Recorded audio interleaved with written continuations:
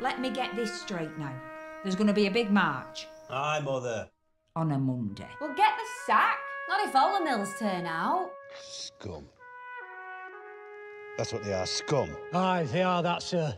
Liberty or death! Liberty or death! This concerns neither liberty nor freedom. The remedy, gentlemen, is the iron hand of the law. King and country!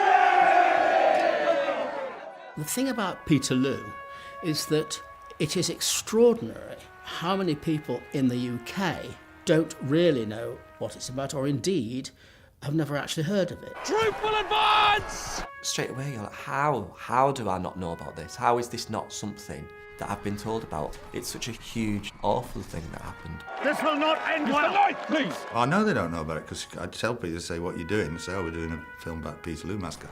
Oh, what's that? This is what's so brilliant about this film, it's bringing it back. And you don't have to look too deeply to see the comparisons to today.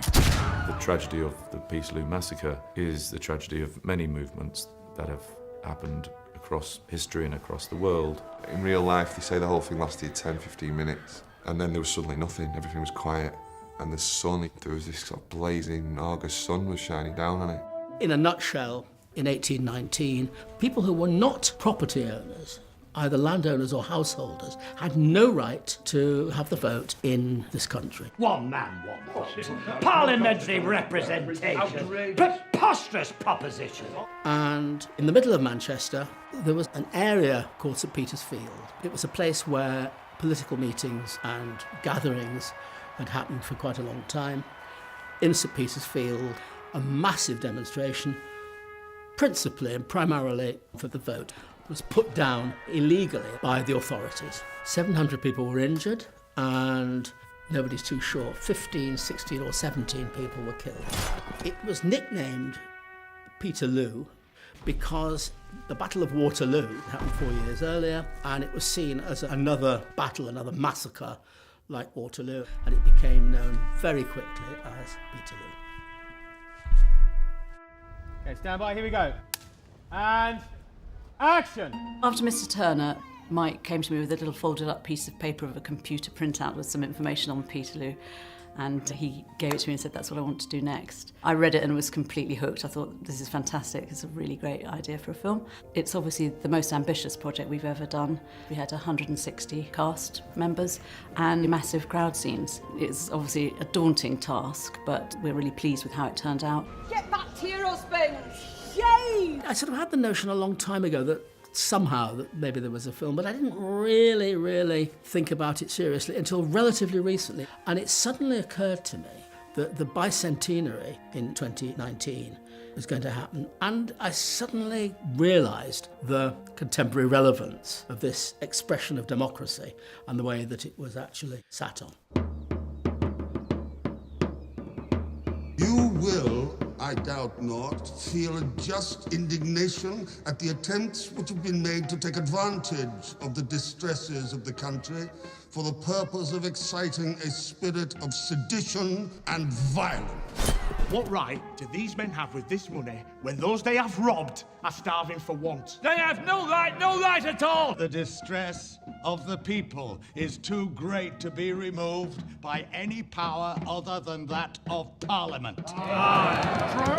Stirrings of the Peterloo Massacre occur at the termination of the Napoleonic Wars.